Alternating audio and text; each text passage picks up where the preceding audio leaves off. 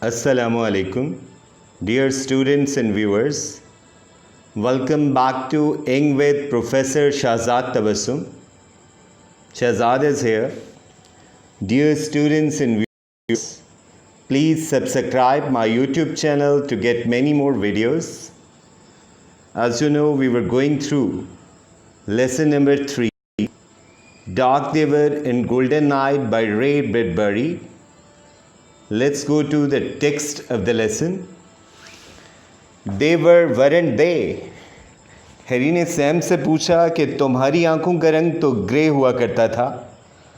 Why do you ask Harry? Sam ने कहा कि हैरी तुम क्यों पूछते हो? Because now they are kind of yellow colored. Harry ने जवाब दिया कि अब तुम्हारी आंखें जर्द हो चुकी हैं. Is that so, Harry? Sam said casually indifferently. कि सैम ने नहायत बेनियाजी से या बेपरवाही से जवाब दिया कि अच्छा Harry. And you are taller and thinner. Harry ने कहा कि अब तुम ज़्यादा लंबे और दुबले दिखाई दे रहे हो. You might be right, Harry. Sam ने कहा हैरी हो सकता है तुम्हारी बात ठीक हो. हैरी को बहुत गुस्सा आया कि वो उसे एहसास दिलाने की कोशिश कर रहा था कि सैम तुम गैर महसूस तरीके से तब्दील होते जा रहे हो और तुम्हें इस पर तशवीश होनी चाहिए. मगर सैम को तो इस बात की ज़रा बराबर परवाह भी नहीं है. तो हैरी को अब गुस्सा आ गया है कि ये बंदा तो मेरी बात सुनने के लिए तैयार ही नहीं है. Sam you shouldn't have yellow eyes.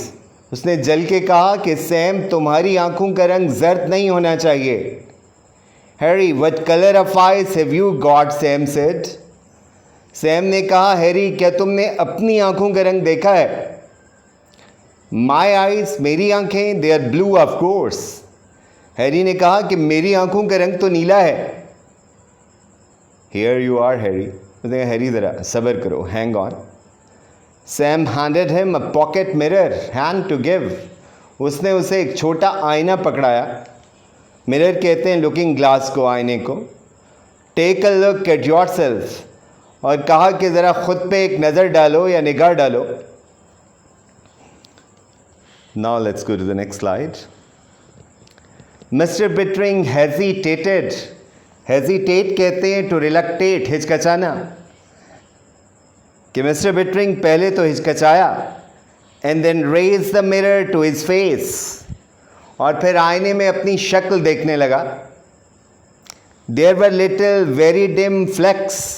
Flex कहते हैं स्मॉल पीसेस को या पैचेस को, धब्बे कह लें या निशान कह लें. Of new gold captured in the blue of his eyes. कि उसकी आंखों की नीलाहट में कहीं कहीं जर्द धब्बे या जर्दी जो है वो झलक रही थी. इसका मतलब है कि वो भी तब्दील हो रहा था. Now look what you have done, said Sam a moment later. Moment कहते हैं इंस्टेंट ऑफ टाइम को. कि थोड़ी देर के बाद सैम कहने लगा कि देखो तुमने क्या कर डाला है. You have broken my mirror. कि तुमने मेरा आईना ही तोड़ डाला है. कि हैरी से ये बर्दाश्त नहीं हुआ कि वो तब्दील हो चुका है. वो इस तब्दीली को कबूल करने के लिए तैयार नहीं था, इसलिए उसने झुंझलाहट में आईना ही तोड़ डाला. मगर ये भी आपको पता है कि आईना तोड़ने से हकीकत क्या है वो नहीं बदल सकती. कि हैरी इस हकीकत को कबूल करने के लिए तैयार नहीं था. वजह क्या थी कि वो अपने ज़मीनी तशख़्ख़ुस को हर सूरत में बरकरार रखना चाहता था.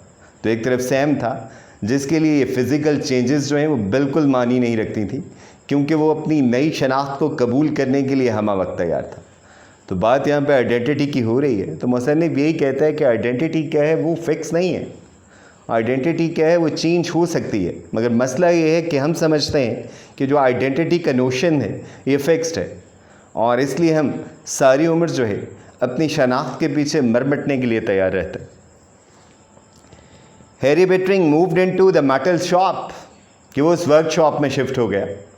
And began to build the rocket. और उसने रॉकेट बनाने का आगाज़ किया.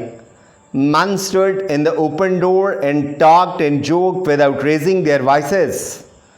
कि लोग दुकान के दरवाजे पर ठहरे रहते थे और सरगोशियाँ करते रहते थे ये आपस में हंसी मजाक किया करते थे, मतलब उसी का मजाक उड़ाते थे कि अजीब बेवकूफ़ शख्स है कि ये किस काम में लगा हुआ है, कि ये बात क्या है वो बिल्कुल जो है इम्पॉसिबल है। और वैसे भी यहाँ से जाने की ज़रूरत ही क्या है कि ज़मीन पे जाके हम अपनी ज़िंदगी से ही हाथ धो बैठेंगे। चले मरीख अजनबी सही, मगर यहाँ पे हमारी ज़िंदगी तो महफूज है। यहाँ पे एटमी जंग का ख़तरा तो हमारे सर पे नहीं मंडला रहा। वंस इन अ वाइल कहते हैं ऑफ एंड ऑन, कभी कभार। They gave him a hand, to give a hand कहते हैं टू हेल्प, मदद करना। On lifting something but mostly they just idled कहते हैं to do nothing. And watch him, watch कहते हैं देखना, to look at, with their yellowing eyes, कि कभी कभार तो वो कुछ उठाने में उसकी मदद कर दिया करते थे, मगर ज़्यादातर वो फारिग ही बैठे रहते थे और अपनी जर्द होती हुई आंखों से उसे देखते रहते थे। Now let's go to the next slide. It's supper time Harry, they said, supper कहते हैं इवनिंग मील को। वो कहने लगे कि हैरी बस करो, अब शाम के खाने का वक्त हो चुका है, आराम कर लो, खाना खा लो। His wife appeared with his supper in a wicker basket. सपर कहते हैं इवनिंग मील को, शाम के खाने को। विकर कहते हैं केन को, बेद जिसे कहा जाता है, कि वो बेद की बनी टोकरी में उसका खाना लेकर आई। I won't touch it, he said. Harry कहने लगा कि मैं इसको हाथ तक नहीं लगाऊंगा। I'll eat only food from our deep freeze, कि मैं सिर्फ डीप फ्रीज़र में मौजूद खुराक इस्तेमाल करूंगा, वो खुराक जो ज़मीन से लाई गई थी। Food that came from the earth, कि वो खुराक जो ज़मीन से आई थी। नथिंग फ्रॉम आवर गार्डन, कि मैं इस बागीचे की कोई चीज़ इस्तेमाल नहीं करूंगा, क्योंकि वो ये समझता है कि मरीख की हर चीज़ क्या है, वो ज़मीन से मुख्तलिफ है, और इसलिए वो ये समझता है कि अगर वो इन चीज़ों को इस्तेमाल करेगा तो उसकी शख्सियत जो है वो बदल जाएगी। His wife stood watching him. बीवी उसे खड़ी देखती रही। You can't build a rocket. फिर उसने भी फैसला सुना दिया कि तुम रॉकेट नहीं बना सकते, बाज आ जाओ। I worked in a shop once when I was 20. Harry ने जवाब दिया कि जब मेरी उम्र 20 साल थी तो मैं भी एक वर्कशॉप में काम किया करता था। I know metal. मैं धात का इस्तेमाल जानता हूँ। Once I get it started, the others will help, he said. उसने कहा जब मैंने काम का आगाज़ कर दिया तो बाकी लोग भी मेरी मदद को आएंगे। Not looking at her, मगर उससे नज़रें मिलाए बगैर। Laying out the blueprints, layout से मराद to arrange कह लें, और blueprints कहते हैं डिज़ाइंस को, खाके, कि उसने डिज़ाइन तरतीब से रखते हुए बीवी से नज़रें मिलाए बगैर कहा कि जब एक दफ़ा काम का आगाज़ हो गया तो बाकी लोग भी मेरी मदद करेंगे। वो नज़रें क्यों चुरा रहा था? क्योंकि उसे ख़ुद भी इस बात का यकीन नहीं था, इसलिए कि लोगों ने तो वैसे ही इनकार कर दिया था कि भाई अगर तुम रॉकेट बनाना चाहते हो तो बनाओ, हमें तो ज़मीन पे वापस जाने का कोई शौक़ नहीं है। Harry Harry, he said helplessly. बीवी नहायत बेबसी से बोली कि हैरी हैरी मेरी बात समझ जाओ, बाज आ जाओ, छोड़ दो इसको। Now let's go to the next slide. We have got to get away कोरा, वी हैव गॉट टू। ये क्या है? कंपल्शन के मीनिंग्स में इस्तेमाल होता है हैव टू। उसने बीवी से फिर कहा कि कोरा हमें हर सूरत में वापस जाना है, कि मैं यहाँ पे नहीं रह सकता। Summer burn the canals dry. Canals कहते हैं ये जो वाटर कोर्सेज होते हैं, नहरें, कि मौसम गर्मा की वजह से नहरें सूख गईं। Summer moved like flame upon the meadows. Meadows कहते हैं पास्चर्स को, चरागाहों को या ग्रासलैंड्स को, कि चरागाहों का घास पे जल के राख हो गया, कि इतनी शदीद गर्मी पड़ रही थी। In the empty earth settlement, कि खाली ज़मीनी आबादी में, कि वो तमाम लोग जो हैं इस आबादी को छोड़ के शायद जो है पहाड़ों में रहने के लिए चले गए थे, इसलिए अब वो आबादी जो है साएं साएं कर रही थी, वहाँ पे कोई ज़ीरो जो है वो मौजूद नहीं था। The painted houses flaked and peeled. Flake कहते हैं टूट फूट का शिकार हो जाना, और पील से मुराद ये है रंग रोगन का उखड़ जाना, टू स्प्लिट ऑफ कह लें, कि ज़मीनी आबादी में घरों का रंगो रोगन और पलस्तर उखड़ चुका था कि वो भी जो है मौसम की सख्ती को बर्दाश्त नहीं कर पाए थे कि मार्स का जो वेदर था वो इंतहाई सवियर था। Rubber tyres upon which children had swung in backyards, swung कहते हैं झूलना, बैकयार्ड्स कहते हैं पिछले से इनको, उसे पछवाड़ा कह लें। hung suspended like, सस्पेंड कहते हैं to be hung in the air, हवा में मुअल्लिक होना। Like stop clock pendulums, pendulum कहते हैं टू एंड फ्रो मोशन को, इसे सिंपल हार्मोनिक मोशन भी कहते हैं फिजिक्स में। तो आपको पता है ना कि वो घड़ियाल का घंटा भी जो है वो ऐसे ही घूमता है एक पॉइंट के गिर्द, इसलिए उसे पेंडुलम ही कहा जाता है। In the blazing air, blazing कहते हैं वेरी वेरी हॉट, स्कोर्चिंग, झुलसा देने वाली, जला देने वाली, या जैसे आप लू कहते हैं, जो लू चलती है, गर्म हवा चलती है। कि रबड़ के टायर जिन पे बच्चे पछवाड़े में झूलते थे वो लू में रुके हुए क्लॉक के घंटे की तरह लटके हुए थे। तो कहना वो ये चाहता है कि वो बिल्कुल आबादी वीरान थी, अब वहाँ पे कोई शख्स नहीं था, लगता था कि यहाँ पे रहने वालों का नामो निशान मिट चुका है। At the metal shop the rocket frame began to rust, frame कहते हैं स्ट्रक्चर को, ढांचे को।